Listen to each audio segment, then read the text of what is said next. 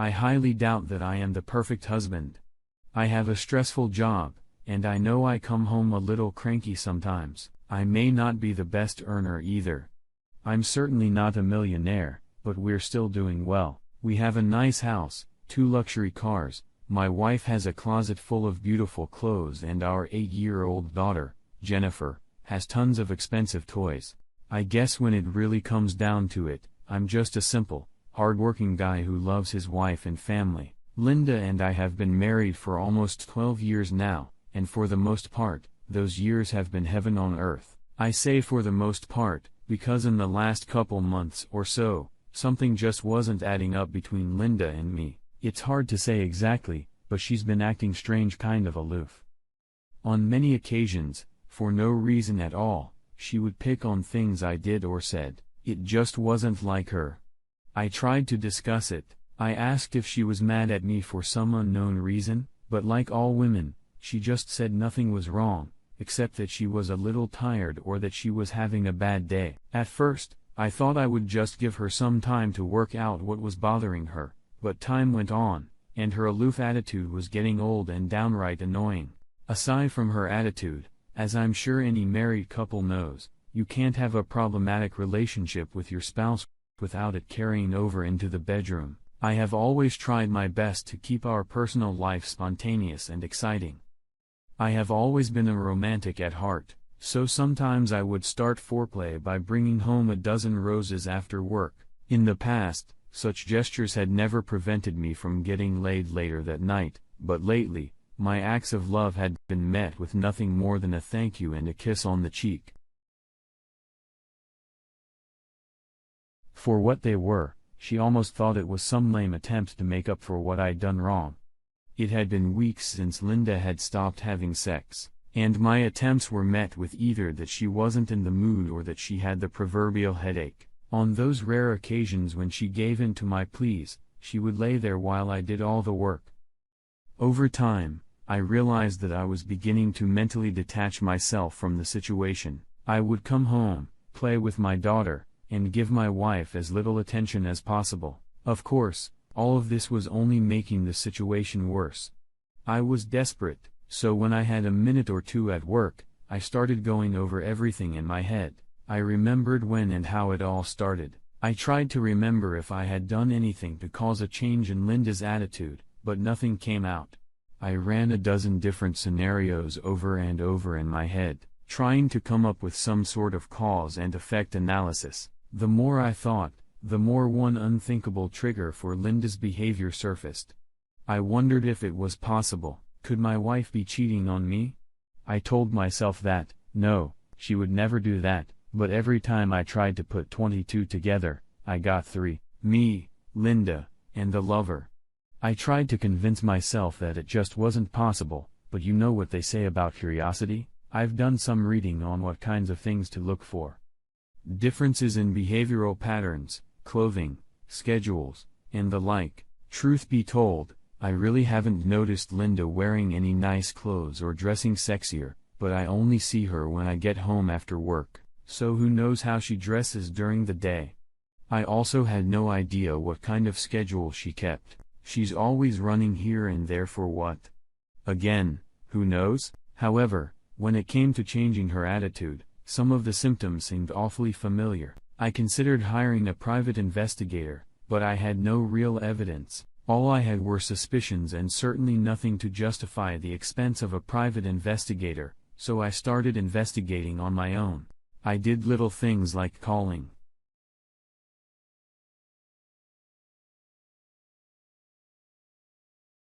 camera and discreetly installed it under the eaves of the garage. I hooked it up to a tape recorder I had hidden on the back shelf behind the paint cans. I wanted to see if any strange cars drove up to the house, but there hadn't been any in 2 weeks. I did see my wife leave a few times and then told me she had been home all day, but she hadn't been gone long enough for anything to have happened unless her boyfriend was a 1-minute miracle. Maybe it was just a small errand that she considered too insignificant to mention. It certainly wasn't proof of an illicit liaison. Time passed, and although I still had absolutely no proof any handkerchiefs, my suspicions grew stronger. Her mood was worsening, and we hadn't made love in a couple weeks. I was already starting to get angry. Our 12th anniversary was approaching, and I saw this as an opportunity. I wanted to get out and have some fun. It had been a long time since Linda and I had last had dinner and dancing. Maybe, just maybe, it would put some spark back into our marriage. I was certainly willing to give it a try. We arranged for Jennifer to spend the night at my parents' house so we could have some real fun with no time constraints. I made reservations at Play Dos, one of Linda's favorite restaurants. She took me under her arm as the maitre d' escorted us to our table, and I hoped some of that old magic would return, but for some reason, it seemed a little strained. We ordered a bottle of wine at dinner, and I could see that Linda was starting to relax. She was starting to act like her old self again. Our conversation was light and playful. After dinner, I could tell my beautiful wife couldn't wait to go out and kick up her heels. I wanted to go to a new dance club that opened a couple months ago, but Linda talked me into going to the same place we usually go. It was a nice place with cozy lighting and a nice cozy dance floor. They catered to a slightly older crowd and played music that a person could actually dance to, so she didn't have to twist my arm too much. Now, I'm not a bad dancer if I do say so myself. In fact, that's one of the things that brought Linda and I together. We both loved to dance. We found a nice private table for two, ordered a couple drinks, took one sip each, and then walked over to show the others that there was more to dancing than two steps. It was just like old times. We were both having a great time.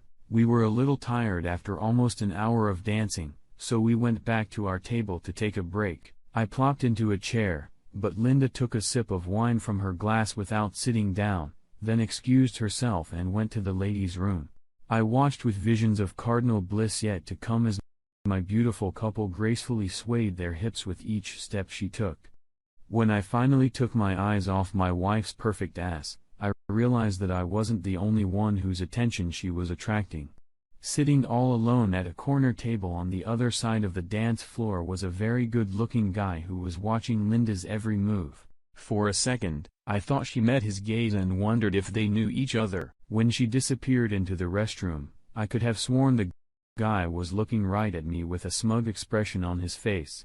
But from this distance, it was hard to tell for sure. The place we were at was strictly a dance club, and I wondered why the guy had come alone, but then figured that, like Linda, his date was probably in the ladies' room.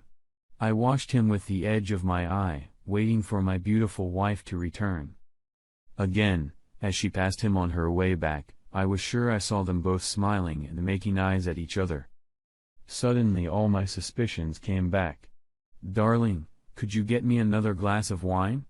It's stale," Linda asked me sitting down. I was already feeling awkward, and I didn't particularly like the idea of Linda sitting alone while I waited at the counter while some busy bartender took his time filling my order. I looked around and caught the eye of one of the waitresses. I could have sworn Linda looked disappointed as the young lady approached the table to take our drink order. I just knew the evening was about to take a turn for the worse. I could feel it in my bones. I looked over my shoulder and saw the guy still sitting there unaccompanied. He was definitely alone. "Who's the guy in the corner?" I asked. I caught her off guard. And for a moment, I thought I saw panic in Linda's eyes. However, it didn't take her long to come to her senses. "What guy?" Judging by the awkward tone in her voice, I was sure I was on the right track. "The guy you were making eyes at on the way to the bathroom," I insisted. "Honey, I don't know what you're talking about," she said innocently. I wasn't making eyes at anyone. As soon as our drinks arrived, I saw Linda's eyes flicker quickly over my shoulder. I looked back and saw Mr. Loney walking towards our table. He didn't even glance in my direction. He walked around to where I was sitting and looked directly at Linda. "Can I ask you to dance?" he asked her. I immediately raised my voice. "No.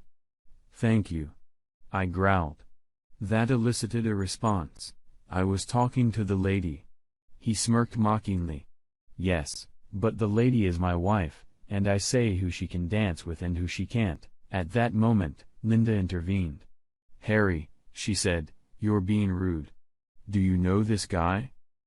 I could see that the question caught her off guard. That's the one I was talking about. I don't know what's going on with you two, but he just walked up and asked my wife to dance without been looking in my direction. That's not only rude.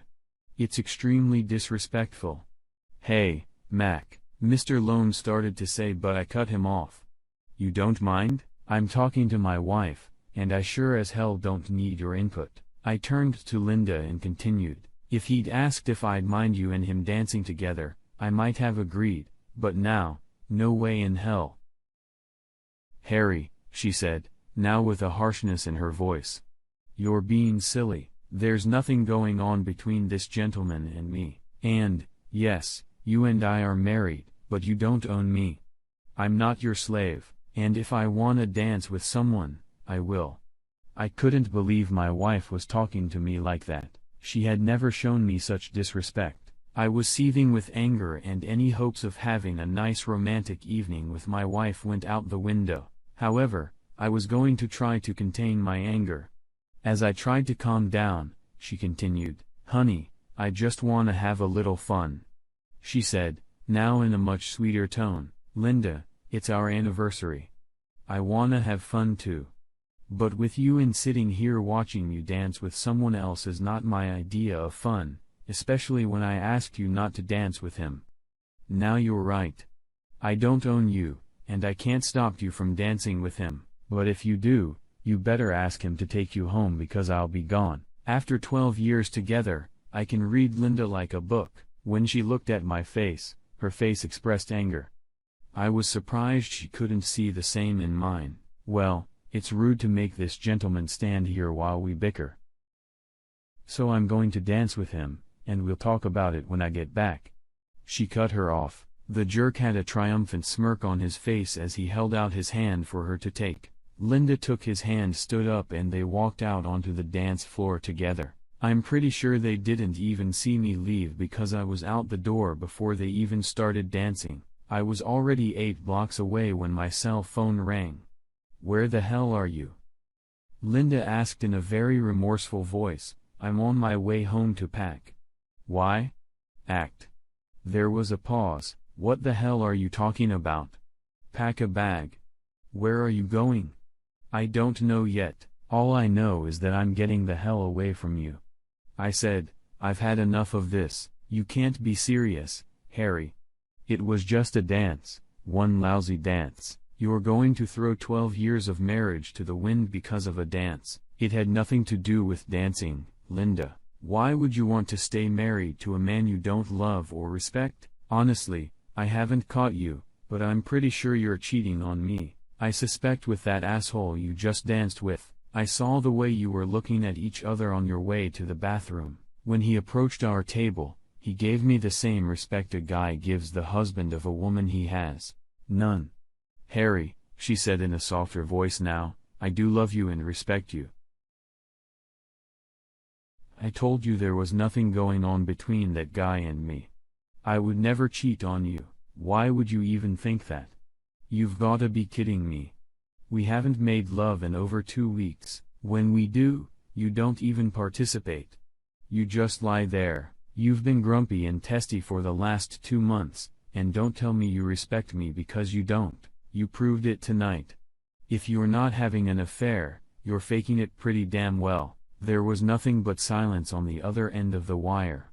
Finally, "I'm sorry, Harry, I didn't realize. I'm sorry for the way I acted.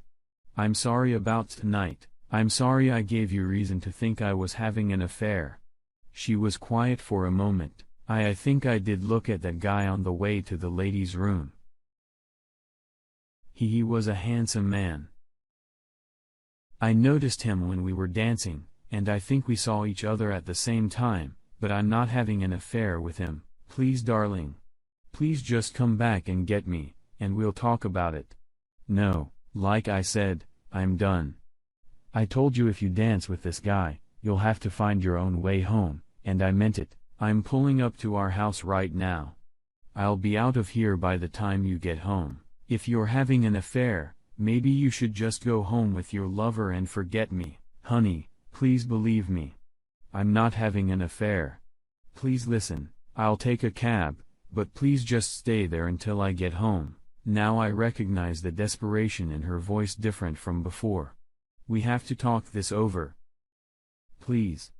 I'll be home soon, she pleaded before hanging up. I pulled into our driveway, went upstairs and packed my bag. I left the house exactly 12 minutes later. I wondered if she was really going to take a cab home or if the jerk was going to drop her off, so I drove a block away, turned off my headlights, and waited to see. About 15 minutes later, a yellow cab pulled into the driveway. Linda got out of the car and ran into the house. I saw what I wanted to see and headed for the motel. Almost immediately, my cell phone rang again. I turned it off. I still had no proof of infidelity, but I had very strong suspicions. I was pretty sure that Linda and the guy she was dancing with knew each other. I figured now was as good a time as any for this private investigator. If I wasn't home, maybe she would go to her lover for comfort. The next day, I looked through the yellow pages and found the pie with the best ad. I went down to his office and gave him an advance. After that, I got to work. Tracy, my secretary, told me to call my wife immediately. She said Linda had called 20 times already and something was definitely wrong. I explained that Linda and I were having a problem, and I wasn't going to take her calls. I asked Tracy to make it clear to her the next time she called. I also called the receptionist in the lobby and told her to keep Linda out of the office if she came in. I wanted to give the detective a chance to see what he could come up with. Now it was just a waiting game. A little later that afternoon, I got a call from Andrea, our neighbor. I knew it would be about Linda, but I didn't want to be rude, so I answered the phone. "Harry," she began. "Linda told me what happened last night. She's desperate to apologize, but she says you won't talk to her." "That's right," I said. "I have nothing to talk to her about." I heard a quiet sigh on the other end of the line. "She also said that you suspect her of cheating on you.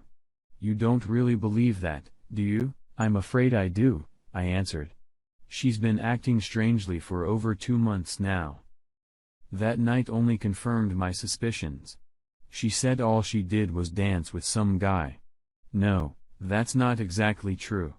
I saw them look at each other before he even got to the table. He was extremely rude to me, and Linda took his side and followed right in his footsteps. I warned her of the consequences if she danced with this jerk, but she didn't care. "I'm pretty sure those two are lovers." "Harry, wait.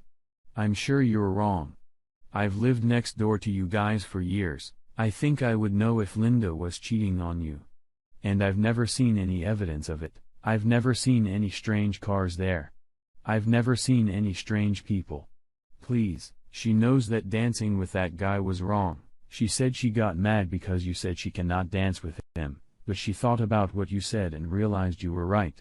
Believe me, Harry, I know Linda and she is not cheating on you. She loves you. You know that as well as I do." "I'm not so sure anymore, Andrea. She didn't act out of love that night. That's for sure. Please, Harry. Please just talk to her. You'll never solve anything if you don't talk to her." I knew she was right, of course, but I wanted to buy some time for the private investigator. "Andrea, do me a favor and tell her I'll call her in a couple of weeks. I still have some things to think about." I heard the sigh again. "Okay, Harry," she said, "I'll tell her, but please, please, please call her then. Do you promise me, please?" "I promise." I told her. We said our goodbyes, and that got me thinking again. Andrea and her husband Don were good friends of ours. I couldn't imagine Andrea lying to me. If Linda was cheating on me, it was very discreetly. For the next 2 weeks, I was on pins and needles. I contacted the investigator a couple times, but all he said was that he had nothing to report yet. Finally, he called and asked me to come by his office. My stomach twisted into a knot as I sat down. He pushed a thick paper bag toward me across the desk. My hand trembled as I picked it up. "You can skip all the boring stuff," he said as I opened the first page of his report. "Just get to the end of page 5. I nervously flipped through the pages until I found what I was looking for. Proof? After a thorough investigation, this office found no evidence to support the client's suspicions of infidelity on behalf of his spouse. I think my jaw dropped. I wasn't sure how I should respond. Sure. It was good news, great news, but I was so sure she was cheating. Are you sure? I asked, looking back at the man behind the desk. Mr. Fremont, I had a man watching your wife's every move for the last 2 weeks. We watched the house, monitored her phone calls, and followed her every time she went out. We checked her phone records and credit card statements. We found nothing, not the slightest hint that she was having an affair. I was so relieved that I could hardly keep from bursting into tears like a baby in his office. Go home, Mr. Fremont. Go home to your wife and child. I don't see too many happy endings in my business. I thanked him and went back to my motel room. I still needed some time to figure things out. I spent the weekend going over everything in my mind. Monday morning, I called Linda. Her voice was weak and shaky when she answered. Hi. It's me, I said. Are you okay? You don't sound so good. A short pause followed. Harry. Oh, Harry. I'm so sorry, so sorry. I just don't know what I'm gonna do if you don't come back to us. I tried to stay strong for Jennifer, but all I do is cry. I'm so sorry. I guess I was just starting to take you for granted. You were absolutely right. I should have told that guy I was with my husband and backed off. I heard her start to cry again.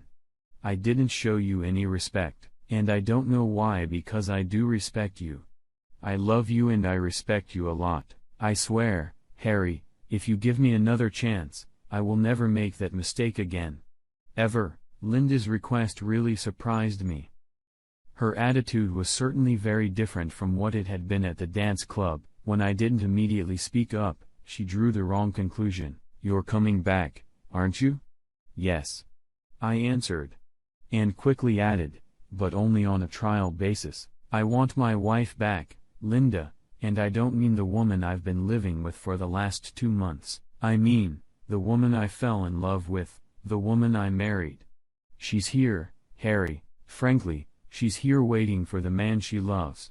She replied very sincerely. We'll see. After what I've been through, the bad attitude, the lack of any passion in the bedroom, the disrespect, I'm still not convinced, Linda, not yet. I need to go to the motel after work and get my stuff, but I'll be home tonight, I told her.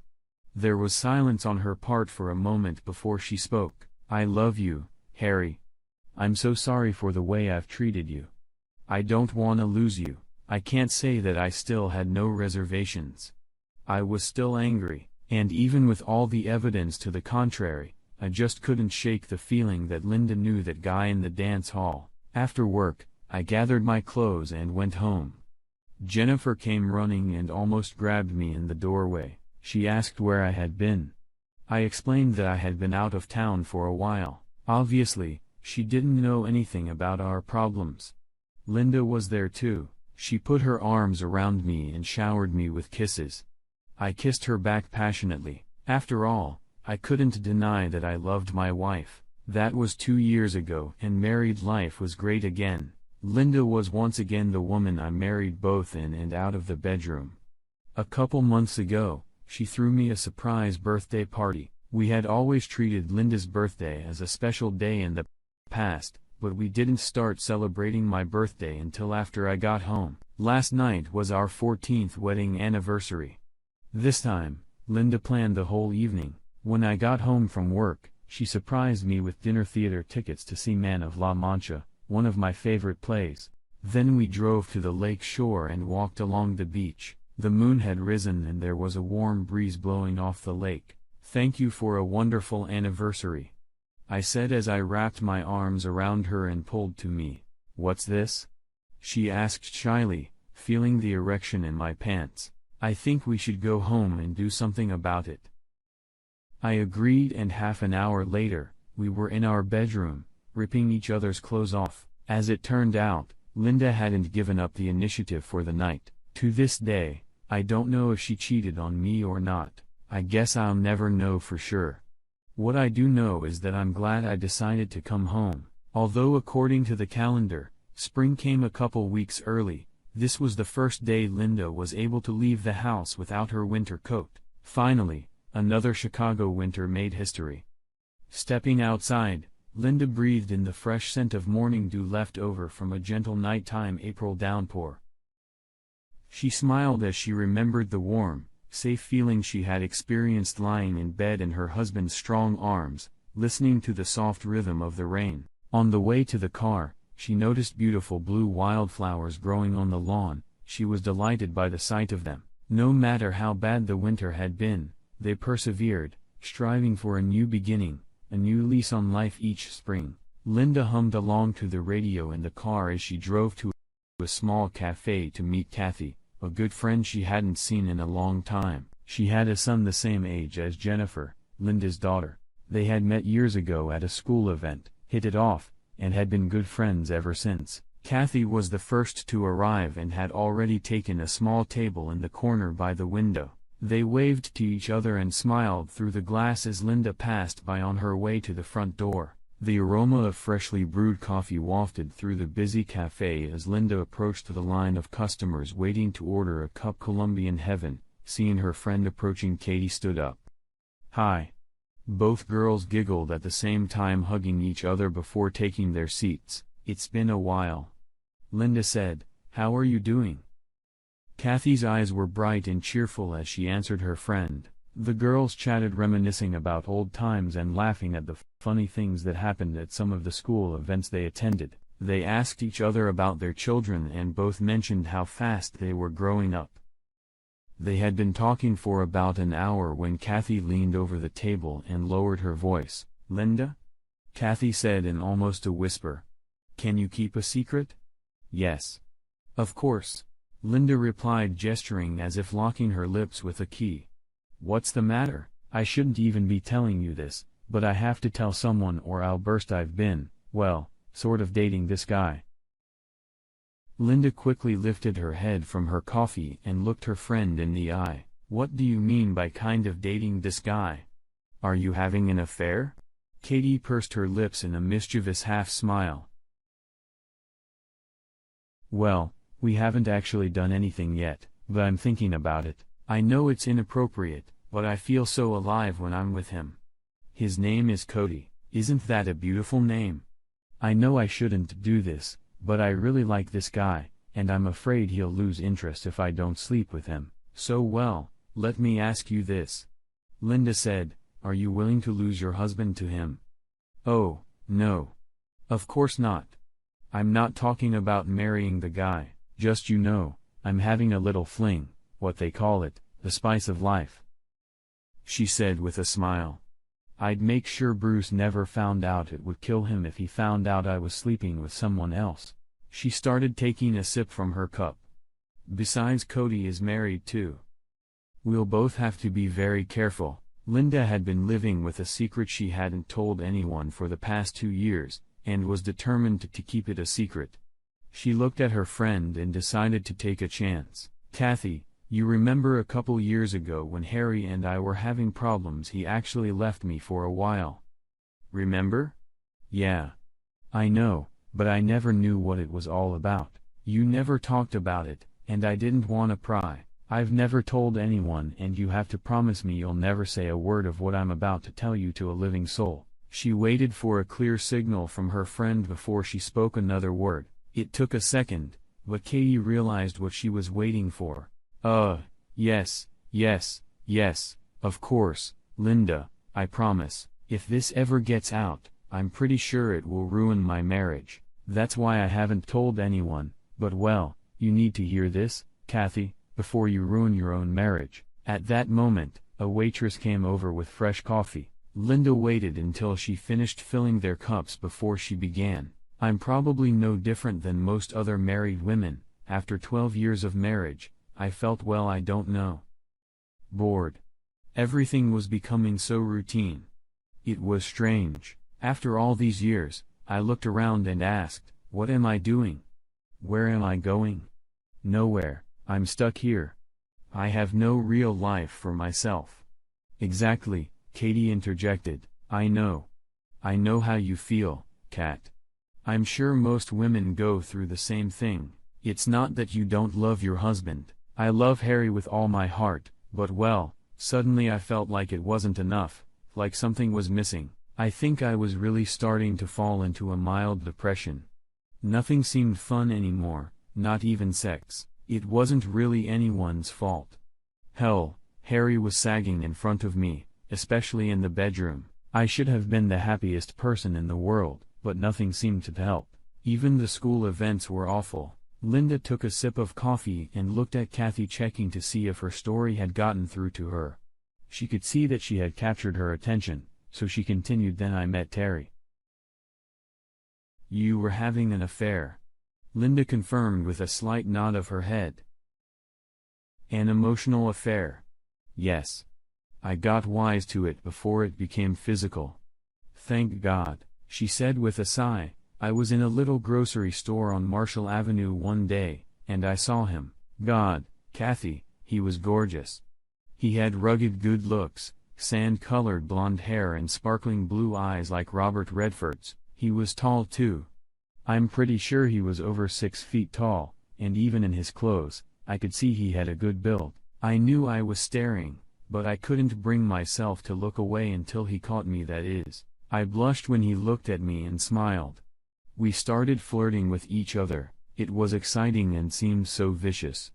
I finally came to my senses. I needed to go shopping, so I walked through the grocery department. When I reached out to grab some tomatoes, I ran right into him. He looked at me with his big blue eyes and gorgeous smile and said, "Hi, Katie, I hate to say this, but I felt myself getting wet between my legs." It was so embarrassing. I prayed he couldn't smell the odor coming from me. I know I was blushing again. He held out his hand to me and introduced himself. He immediately noticed my wedding rings, but they didn't seem to deter him from trying to spend time with me. It was very flattering to think that a guy like that might be interested in me. We chatted and joked in the aisles while we both bought what we needed. Then when we got to the checkout line, he gave me his number and said I should invite him to lunch next week. Now Kathy was catching every word in her friend's story. It was so familiar. I almost threw his card away as I was leaving the store. I thought, yeah. Right, I'm going to call you and we're going to have a really hot romantic love affair, and then my husband is going to kill us both. You didn't what? Her fascinated friend asked. I didn't throw away his card. I stuck it in my purse.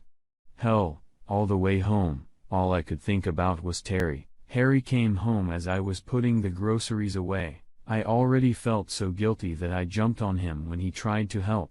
I think it was some unconscious defense mechanism. Poor Harry just asked if something was wrong. Oh my God, what did you say? Of course, I lied. I told him I was just a little tired from shopping. Truth be told, I was secretly walking on cloud 9. Anyway, Linda continued. I knew I shouldn't have called him. It was wrong. I also knew that because of the way I was feeling, I was very vulnerable. I kept telling myself, no, no, no, no, but I couldn't help myself. I found one of the last pay phones in town and dialed the number on the card he gave me. We agreed to have lunch the next day. With anxious anticipation, Katie waited until her friend took another sip of coffee before continuing. Kat, on the way to the restaurant, my emotions were all over the place. I was terrified and excited at the same time, not to mention horny as hell. At one point, while we were talking, Terry leaned over the table and took my hand. It was almost like being a kid on my first date. I'll tell you that I wanted so badly to get into bed with this guy, but my conscience, or maybe it was just fear. Either way, I just couldn't do it. But that didn't stop Terry. He had already begun his seduction. He started talking about how Harry doesn't know what a wonderful woman he has and doesn't appreciate me. Silly me. I ate it up. I was beginning to resent my own husband. In no time at all, Terry had convinced me that Harry was taking me for granted. God, Linda, that sounds like what I'm going through right now. Kathy said, that's why I'm telling you all this, Kathy. I want you to know what you're getting yourself into. Has this guy you're dating started talking about Bruce yet? No. Not at all. Kathy stopped and thought about the answer she had just given. Well, I mean, not really. He was asking questions, like, does your husband know how lucky he is? Something like that. Uh-huh. And of course, you're starting to wonder about that. Right? Well, Katie, it's happening without you even realizing it. When Harry left me, he said I'd been unhappy with him for over 2 months. I had no idea I was doing it. I was doing the same thing in the bedroom. I just couldn't bring myself to be passionate with a man who I thought was taking me for granted. She saw the light bulb go on in her friend's eyes as she continued her story. Think about it, Kathy. What kind of man has an affair with a married woman? Can you imagine Bruce doing it? Bruce? No. Of course not. He would never do anything like that. Yeah. So why risk your marriage for someone who would? Linda asked. While Kathy pondered what she had just said, Linda continued her story. Anyway, we had lunch again the following week. And it was getting harder and harder to stay faithful to Harry. The third time we had lunch, he almost convinced me to go back to his apartment with him. I could see that he was a little angry at all my excuses, and I knew that if I had another lunch with him, we would end up in bed together. As we were leaving the restaurant after our third lunch date, I mentioned that I needed to buy a new dress because Harry had invited me to our anniversary. I told him that we would probably go to a dance club that we used to go to. Harry talked a lot about how much fun we had there and how we danced the night away. Terry immediately seized the opportunity. He said he would be there to dance with me. I told him he'd better not. After all, it was our anniversary, and my husband might get mad if I danced with someone else. However, Terry acted arrogant and said it would serve Harry as a lesson. It will show Harry that other men want me, and maybe it will wake Harry up and he will appreciate me more. Oh my God. Linda, he really showed up, didn't he? Linda took another sip of coffee. He certainly did. Of course, he did. I noticed him as soon as we walked in. Of course, I didn't dare say anything to him. Up until now, Harry and I had been having a great time. That is until Terry came over and asked me to dance. Oh my God. Katie whispered. Uh-huh. And to make matters worse, he was completely ignoring Harry. In fact, he was downright rude to him. Harry understandably leaned his back against the wall and gave me an ultimatum telling me I couldn't dance with him. Well, you know how stupid I can be sometimes.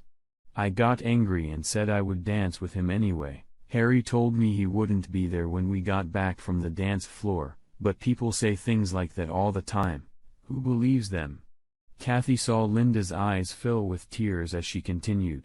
When we started dancing, I told Terry that he shouldn't have acted like that in front of Harry. I asked him why he had to be so rude. He said he wanted to put Harry in his place. That made me angry. Of course, Terry kept me very close on the dance floor. By then, however, I was more worried that Harry was watching us and would be even more enraged. In fact, I was so worried that I didn't even realize that the first dance was over, and we were on the second dance. When the dance was over, I told Terry not to ask again. I told him I was going to spend the rest of the evening with my husband. I headed back to the table and saw Terry following me. I asked him what the hell he was doing. He said he wanted to apologize to Harry. When we got back to the table, Harry wasn't there. Terry sat down in his chair and said he would wait with me until he got back. I really don't think he was going to apologize at all. I think he wanted to pull Harry's chain a little more. Why? Katie asked. Why would he want to do that? I thought about it. And I think he figured that since he hadn't managed to get me into bed yet, he would cause problems between Harry and me. I'm sure he was hoping I'd run up to him and cry on his shoulder. I think he thought he would comfort me between the sheets before the night was over. I decided Harry was in the men's room. I told Terry to go back to his table, but he kept stalling. When the waitress came over, he ordered our drinks. It was then that she asked if we wanted to open another tab. I asked what was wrong with the first bill. She said Harry had paid it before he left. Katie, I swear I saw my whole life flash before my eyes, at least my married life. I couldn't believe he just left me there. Linda's face expressed more and more grief as she told her story, and it was similar to Kathy's. She shared her friend's pain, and her own emotions began to show. A lone tear escaped from Kathy's eye and flowed down her cheek. "You don't have to tell me all this, Linda. Look at you. You're crying. Why don't we stop here?" "No, no. I wanna tell you the whole story, Kathy. You need to know the whole story. It's important." "So where was I?" "Oh, yes. I know. I immediately pulled out my cell phone and called Harry. I asked him to come back and get me. That's when he told me that he thought I was having an affair, and he had a good idea it was with Terry. He said he was going to pack up and leave, but he didn't know if he was coming back." Linda picked up a napkin. "God, Kathy, that hit me like a ton of bricks," she said, wiping tears from her eyes. It was like someone had just turned on the lights and everything was suddenly in focus. Harry wasn't taking me for granted. Hell, he did everything he could to try and help. It was me. I was taking him for granted, him and Jennifer, and the life we had built for ourselves. I realized I was risking my entire marriage for some asshole. I asked Harry again to come back and pick me up so we could talk, but he didn't, so I called a cab. "What about Terry? What has he been doing all this time?" Kathy asked. "Oh, he wasn't going to give up, not yet. He said Harry didn't deserve me, and I should go home with him. I told the bastard to drop dead," she reported with a chuckle. "Even after that, he had to try again. He followed me outside to wait for a cab. When the car pulled into the parking lot, he grabbed me and tried to kiss me. I hit him right in the balls with my knee. While he was hunched over in pain, I told him that if he ever tried to contact me again, I would file a sexual harassment suit." Kathy reached out and took her friend's hand while Linda wiped away her tears. "Anyway, when I got home, Harry was gone. I tried to call him, but his cell phone was off. Katie, I was so worried. All I could see was my marriage falling apart right before my eyes. My whole family, everything we've worked for has gone up in smoke. I'll tell you, Kat, I've never been so scared in my life." The next day I tried to call him at work, but he wouldn't talk to me. His secretary told me that he even ordered his secretary not to let me see him if I went there. I was desperate, so I went over and talked to Andrea, my roommate. Harry liked her and her husband, so I thought maybe he would talk to her. Well, he did, but all he said was that he needed time to think about it, and he would call me in a couple weeks. I knew that trying to push him would just work against me, so I decided to give him some space. It was the worst 2 weeks of my life. When Jennifer was around, I tried to stay strong and just told her that Daddy was out of town, but as soon as she wasn't around, I just cried. I thought I had really messed things up. Harry was so angry. I really didn't think he would come back to me, especially if he thought I was cheating on him. Linda was crying now, remembering the pain she had been through. "I'm so sorry," she said to Kathy, "but it's just so hard to talk about even now." She took a deep breath then continued where she had left off. "As I was saying, eventually, Harry called and said he was coming home. Katie, I was so close to losing everything. Believe me, it made me realize what I had and how incredibly lucky I was. In the end, Kathy, love has to trump lust. I love Harry, and he loves me. As far as I'm concerned, there isn't a man in this world worth the risk of that." "Wow," Katie said thoughtfully. "You're right. I don't know what I would do if my husband left me." "Have you ever told Harry the truth? Are you kidding me? As close as I came to losing him, I wasn't going to risk it happening again. Katie, I live in constant fear that someday he'll find out, but since the day he came home, I've tried to be the best wife I could be.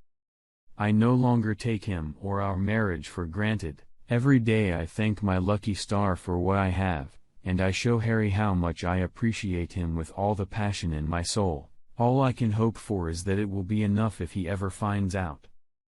Kathy squeezed Linda's hand encouragingly. "I'm so glad you told me your story. You kept me from making a big mistake, Linda. Thank you." The girls talked for a few more minutes then made tentative plans for their next meeting before saying goodbye. Linda felt good. And knew she had just saved her friend from making a terrible decision. She pulled up to her car just in time to greet her daughter with a kiss and an after-school snack. Damn. She thought to herself. Jennifer is growing up so fast. She'll be 10 years old soon. Where does the time go? When Harry returned from work, Linda greeted her man with hugs and kisses. She had never talked about that painful period of their marriage until that day.